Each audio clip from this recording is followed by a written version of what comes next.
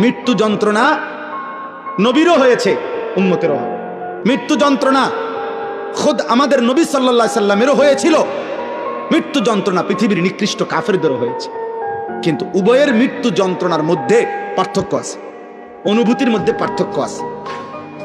আম্মা জান আয়েশা রাদিয়াল্লাহু তাআলা আনহা, নবীজির বিবি, নবী সাল্লাল্লাহু আলাইহি সাল্লাম উনার বুকে মাথা রাখা অবস্থায় ইন্তেকাল করছেন।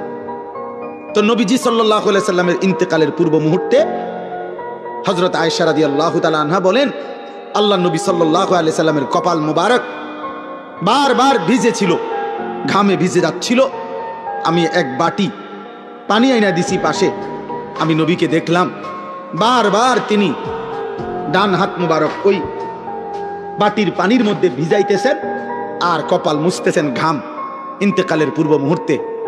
আর নবীজি বলতেছিলেন, তখন দোয়া করতেছিলেন, আল্লাহুম্মা আইন্নি আলা সাকারাতিল মাউত, আয় মাওলা মৃত্যু যন্ত্রণার এই মুহূর্তে আপনি আমার সাহায্য করেন।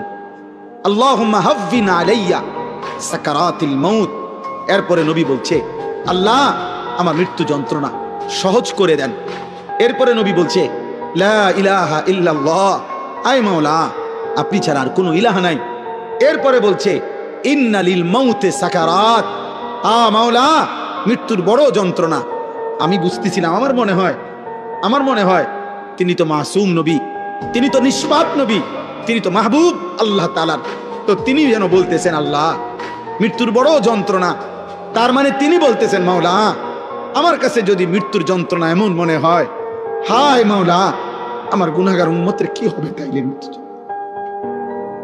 আমার নাফরমান উম্মতের মৃত্যু যন্ত্রণা তাইলে কি হবে।